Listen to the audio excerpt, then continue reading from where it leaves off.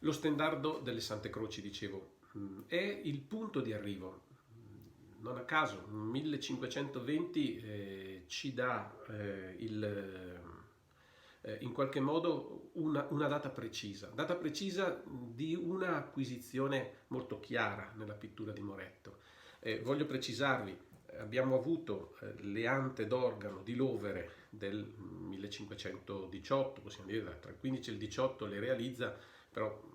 diciamo che il punto pieno della realizzazione è attorno al 18 e abbiamo visto come attorno a questa data Moretto si schieri in qualche modo con gli artisti anticlassici. Abbiamo visto la pala di Sant'Eufemia della Fonte e abbiamo visto anche come nel 18 però Moretto si stia smarcando da questo tipo di pittura che già nella palla di Sant'Eufemia abbiamo visto essere in rilettura abbastanza critica, ma anche in una rilettura che metteva già in evidenza quelli che sarebbero stati gli elementi basilari della pittura e dello stile di Moretto. Dobbiamo vedere pure attorno a questi anni, cioè tra il 18 e il 20, per riuscire a capire bene dove arriva e come arriva lo standardo del 1520, dobbiamo vedere come Moretto dipinge. Anche qui noi siamo fortunati perché abbiamo alcune opere che possono esserci di guida. Perché? Perché noi vediamo che attorno al 18, quando realizza quindi il Cristo Crocifero con un devoto dell'Accademia Carrara, Moretto ha già ripigliato in mano un certo tipo di classicismo, eh,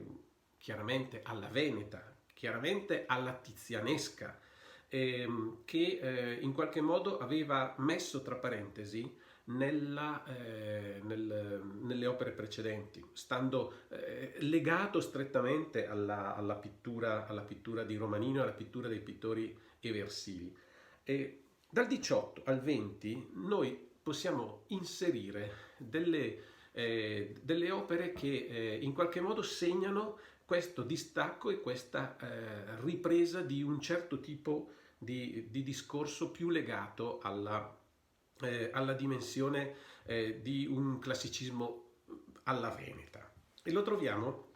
in alcuni dipinti, primo tra tutti una piccola tela che si trova nella chiesa di Santa Maria in Calchera e che raffigura il Cristo nel sepolcro con i santi Girolamo e Dorotea. Ecco, in questo dipinto, che purtroppo è una tempera e è molto usurata, noi vediamo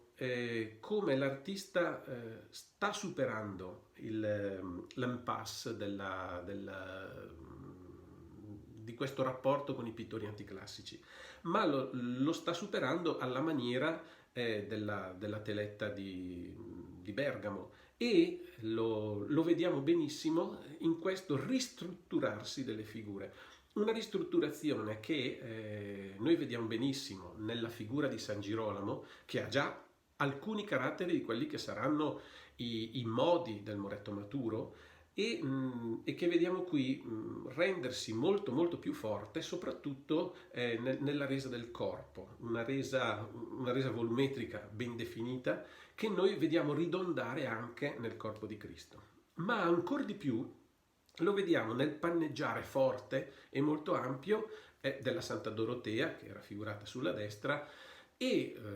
ulteriormente lo vediamo nel bellissimo paesaggio che si trova alle spalle delle figure, dove è raffigurato in questa sorta di montagna che sta al centro e che raffigura il posto del sepolcro. Vediamo questo ambiente scheggiato, ma poi sullo sfondo un bellissimo paesaggio veneto che noi possiamo benissimo sovrapporre, anche se quello in uno stato migliore, al dipinto bergamasco. Ma poi un altro dipinto di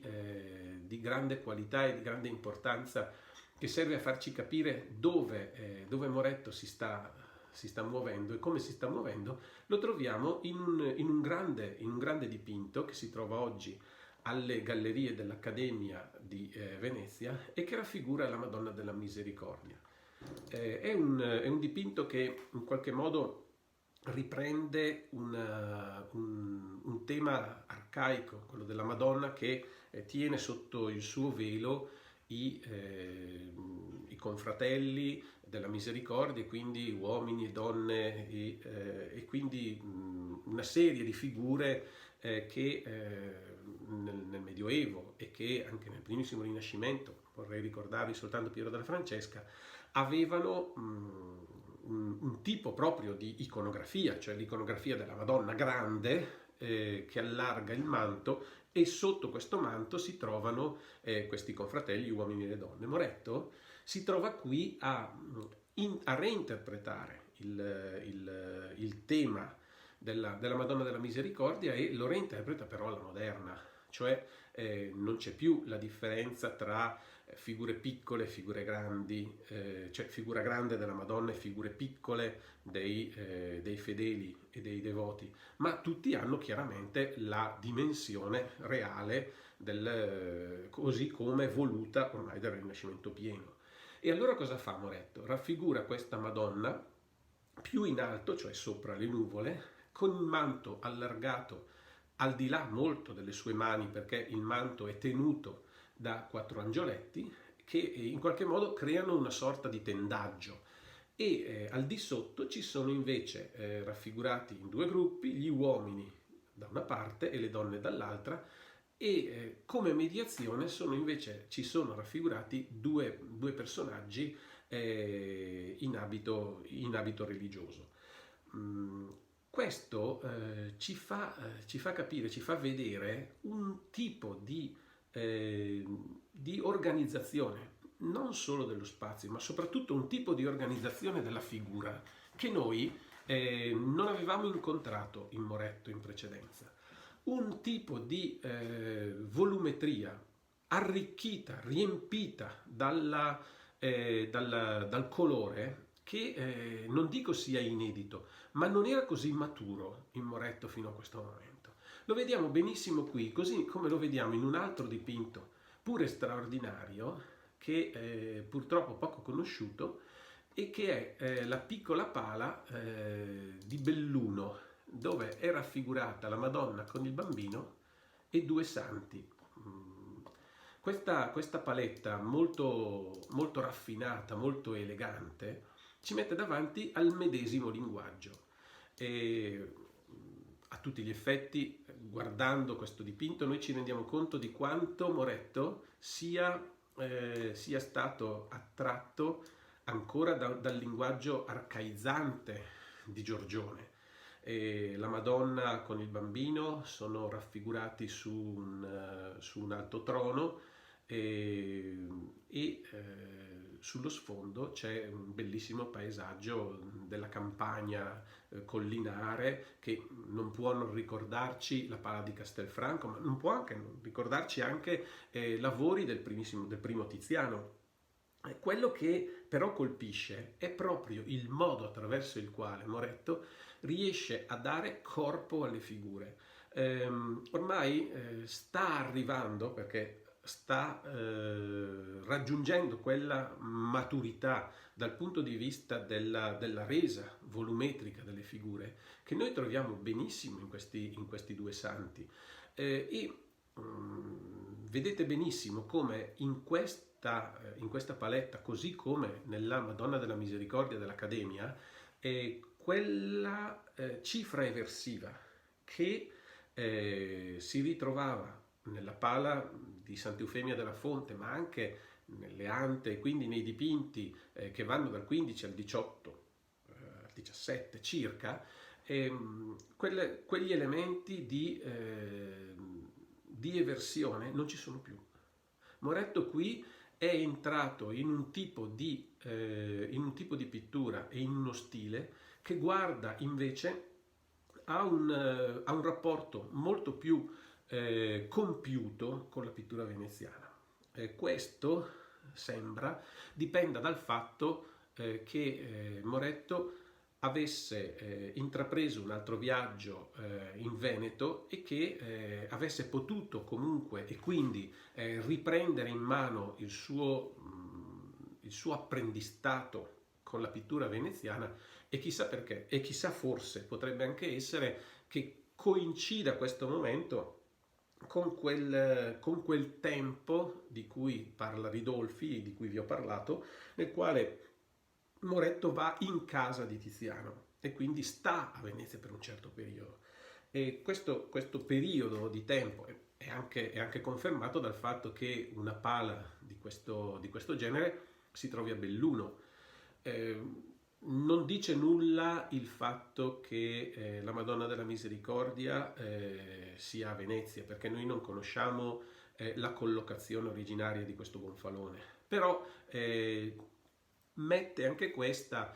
sull'avviso che Moretto, in quel tempo nel quale sta a Venezia, in questo torno d'anni, abbia realizzato dei dipinti per, per la zona di Venezia e per quella parte di Veneto che è parecchio lontana da Brescia.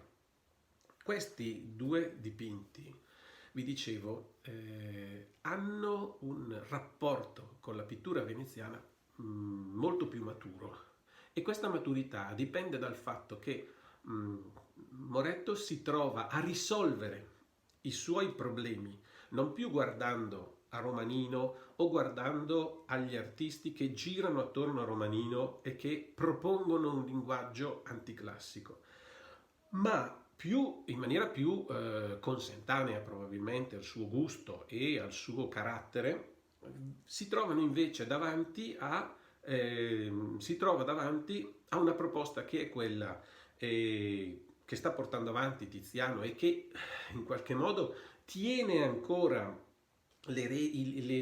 l'eredità di Giorgione, e che noi vediamo benissimo in questi dipinti. Noi senza dubbio vediamo già quegli elementi che saranno tipici di Moretto, in particolare se guardate la figura della Vergine vi rendete conto che è questo viso ovale con questi capelli spartiti al centro, ma poi anche la veste della Vergine con queste pieghettature che si trovano sul grembo, ma pure poi la figura del santo di sinistra, che è San Gregorio Magno, che assume dei caratteri di forte caratterizzazione fisionomica, quindi questa attenzione al ritratto, possiamo dire così, che c'è fin dall'inizio, perché se ricordate i due monaci che si trovano nel lunettone di San Giovanni Evangelista, sono già due ritratti straordinari, quindi ci fa capire quanto la qualità di Moretto come ritrattista fosse già accentuatissima fin dall'inizio. Ma questo si inserisce all'interno di un percorso che vede Moretto finalmente in qualche modo capace di un suo linguaggio, cioè di un linguaggio che non è più legato al rapporto con Romanino, ma piuttosto diventa un linguaggio più conscio, più chiaro con se stesso. E questo rapporto con se stesso per un linguaggio che diventa un linguaggio maturo lui lo trova in Tiziano. Lo trova, ripeto, nel Tiziano classicista, cioè nel Tiziano di questa fase, la fase ad esempio di Amor Sacro Non Profano, quindi un Tiziano che vive il periodo del classicismo cromatico, come dicono gli studiosi, e che quindi serve a Moretto per impostare in maniera soda il suo linguaggio. Oltre a lui chiaramente il grande mondo della laguna deve averlo conquistato. Tra tutti si intravede già l'attenzione che Moretto darà a Lorenzo Lotto. che noi vediamo ad esempio nella figura della dama sulla destra della Madonna della Misericordia. Tutti questi elementi nei quali si fronteggiano, diventano essenziali per il linguaggio di Moretto, tutto questo viene riletto dall'artista utilizzando da un lato quello che ha acquisito di prima mano a Venezia in quegli anni e quello che è il suo portato, e noi lo vediamo benissimo nello stendardo delle Sante Croci, un dipinto bellissimo che mette in scena qualche cosa di estremamente analogo a quello che abbiamo visto nella grande tela della Madonna della Misericordia delle Gallerie dell'Accademia. Anche qui possiamo dire che la tela è spartita in due registri, e se in quella dell'Accademia era raffigurata la Madonna sulle nubi che allarga il suo manto, qui invece abbiamo sopra le nubi i santi Faustino e Giovita che reggono la reliquia della Santa Croce. Particolare è che i due santi sono raffigurati non in abiti militari come succede normalmente per la loro raffigurazione, e abbiamo visto anche nelle due ante d'organo ora a Santa Maria in Valvendra, ma sono raffigurati con l'abbigliamento clericale, quindi San Faustino con la pianeta, cioè il vestito per la celebrazione della messa, e San Giovita con la dalmatica, perché tradizionalmente San Faustino era un prete e Giovita invece era un diacono. E questo è interessante anche perché dà a Moretto la possibilità di creare subito un movimento nelle vesti, soprattutto nella pianeta di Faustino, che viene trascinata dal vento, e nello svolazzare della dalmatica di Giovita, che si contrappongono in qualche modo a quella che invece è la fissità delle due figure che sono estremamente concentrate sull'orientare il loro sguardo alla reliquia insigne delle Sante Croci. Al di sotto, nel piano inferiore, noi abbiamo, come ancora nello stendardo della Misericordia, la raffigurazione chiamiamolo così, del popolo, anche perché qui oggettivamente ci sono i notabili, ci sono i vescovi, ci sono 3 vescovi che sono anche segnati da queste 3 mitre che stanno al centro della parte inferiore del dipinto e che danno un colpo di luce straordinario, e poi sulla destra invece sono raffigurate delle donne, tra cui spicca in primo piano questa donna con questo abito straordinario, con questa manica in tessuto prezioso, che ha fatto addirittura attribuire questo dipinto a Tiziano da parte sempre di Roberto Longhi. E questo serve molto a farci capire a che punto il modo di dipingere di Moretto in questo momento è legato alla cultura veneziana, e particolarmente alla cultura della laguna, al punto che un manufatto come questo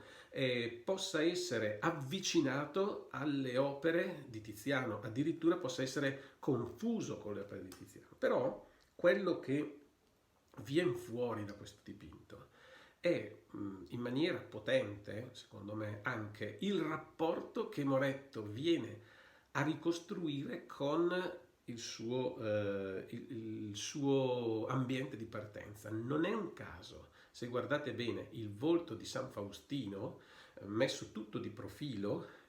Ecco, questo profilo non può sfuggirvi che ha un rapporto diretto con Leonardo, e anche le figure della parte inferiore con questa semplificazione della figura, e soprattutto con il modo di essere concepite nella loro monumentalità granitica, e quindi potremmo dire quasi matematica. Noi lo troviamo e lo possiamo rimettere in rapporto proprio con quel bramantino di cui abbiamo parlato dicendo del lunettone di San Giovanni Evangelista. Tutto questo però è talmente rivestito del colore e della forza di uno sfumato che gli viene dalla cultura di Tiziano, che tutto viene agglutinato, tutto viene tenuto insieme al punto da darci una lettura convincente e una lettura pienamente personale di Moretto. Qui l'elemento tizianesco è fortissimo, l'elemento tizianesco è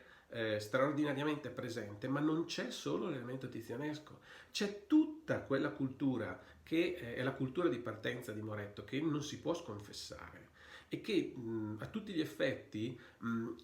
riesce in questo momento, cioè nel 20, riesce ad essere un tipo di cultura che lo caratterizza. Lo fa essere per la prima volta un artista che ha un suo linguaggio. Non che non l'avesse in precedenza, ma in precedenza era un linguaggio informazione. Come vi dicevo, i primi anni, se noi li dovessimo mettere in seriazione come fanno gli studiosi, hanno qualche problema di passaggio l'un con l'altro, perché a tutti gli effetti un quadro come questo noi lo possiamo mettere in seriazione con i primi dicendo da qui è arrivato a qui, ma ci sono degli elementi in mezzo che sono invece fondamentali per riuscire a capire perché arriva qui, che poi Moretto lascia perdere. Li lascia perdere e per fortuna noi abbiamo la certezza che le ante d'organo di Lovere sono di Moretto, perché altrimenti questa parte della sua formazione ci risulterebbe essere estremamente difficile da collocare, perché quello che accade attorno al 18, tra il 15, 16 e il 18 è qualche cosa che a un certo punto Moretto non lo misconosce, però in qualche modo appartiene a un tipo di ricerca che Moretto lascia perdere. È vero che la stagione dell'anticlassicismo viene trasformandosi, anche i pittori anticlassici prendono altri filoni, ma Moretto fondamentalmente questa sollecitazione dell'anticlassicismo fondamentalmente non la sente sua, non diventa qualche cosa per il quale muovere le sue ricerche, al punto che Moretto va a cercare quello che gli è più consentaneo, cioè se è vero che si porta a Venezia, addirittura entra in rapporto diretto con Tiziano, non lo sappiamo se non da quell'accenno di Ridolfi, ma oggettivamente guardando le opere entra in un rapporto molto più forte con Tiziano, e questo tizianismo non è un tizianismo di risulta, ma è un tizianismo studiato, è un tizianismo che si basa su una tradizione molto più ampia, che è quella che parte proprio da Giorgione, l'abbiamo visto nella Pala di Belluno. Ecco, tutto questo serve a fare in maniera che ci sia una coerenza nella formazione di Moretto, che se noi non avessimo le ante d'organo di Lovere ci risulterebbe difficilissima da riuscire a compenetrare, perché questo risultato, questo dello stendardo delle Sante Croci, è in diretto rapporto praticamente con le prime opere. Le prime opere hanno questo tipo di punto di partenza legato alla pittura lombarda e particolarmente milanese, con una sovrascrittura che abbiamo detto essere di cromatismo e di linguaggio veneto. Se noi la prendiamo così, la spostiamo più avanti, Moretto diventa più maturo e va direttamente a conoscere i testi di Tiziano. Voi capite che questo passaggio è un passaggio continuativo, non c'è bisogno di quel pezzo in mezzo, che invece è un pezzo straordinariamente importante,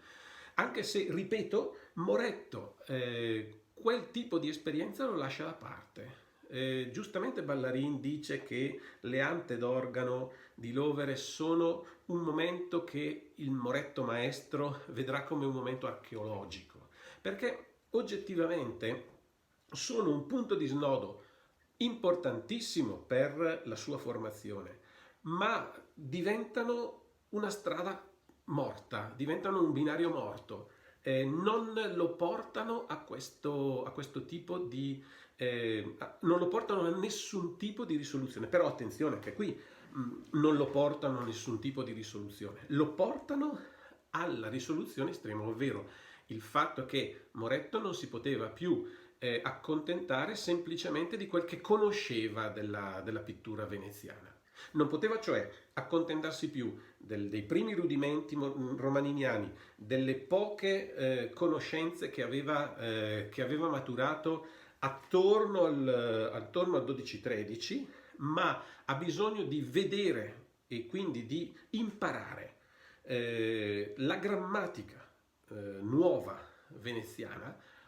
direttamente. E questa novità lo porta a una convinzione straordinaria, ovvero il fatto che tra la sua cultura di partenza, che è questa cultura lombarda, e la cultura veneziana tizianesca di quegli anni, non c'è contraddizione. Anzi, c'è possibilità di una fusione che è quella che lui comincia a tentare. E il primo risultato compiuto nel senso più bello possibile è proprio questo stendardo. Ma se noi questo stendardo lo leggiamo guardando l'altro stendardo, quello dell'Accademia, e lo guardiamo in rapporto alla Pala di Belluno, ci rendiamo conto di come il discorso di Moretto in questi anni si va spostando sempre di più verso quel tipo di acquisizione di cui vi ho parlato, cioè un tipo di acquisizione del rapporto che per lui deve esserci intrinsecamente tra la cultura del cosiddetto realismo lombardo, che non mi stancherò mai di dirlo, non è semplicemente inserire qualche cosa della natura all'interno dei dipinti, ma pensare la realtà secondo una strutturazione che potremmo dire di monumentalità reale, è quello che è il suo rivestimento, ovvero il modo attraverso il quale questo tipo di monumentalità può essere comunicato attraverso le novità che vengono da Venezia. È qualcosa di estremamente complesso perché a tutti gli effetti Moretto lo porta avanti e lo porta avanti non dico da genio solitario, perché a tutti gli effetti Moretto ha anche una scuola notevole, una quantità di allievi notevoli. Però, anche guardando agli artisti che si formano nella sua bottega, ci si rende conto di una cosa, e questo è un po' l'enigma di quelli che sono chiamati pittori moretteschi. Ci si rende conto che l'esuberanza cromatica che questi pittori che entravano nella scuola di Moretto apprendono nella bottega dell'artista diventa l'elemento che in qualche modo sovverte completamente la loro pittura. Se voi avete a che fare o vedere qualcuno dei pittori moretteschi, vi accorgete, vi rendete conto che tutti giungono a una deriva che è la deriva del decorativismo, arrivano addirittura quasi alla negazione delle proporzioni rinascimentali, perché tutto devia verso questo tipo di attenzione al dato cromatico che Moretto al contrario riesce a tenere ben saldo nelle sue mani, oltre che perché è un genio del suo tempo, ma anche per il fatto che ha ben chiara la struttura. L'elemento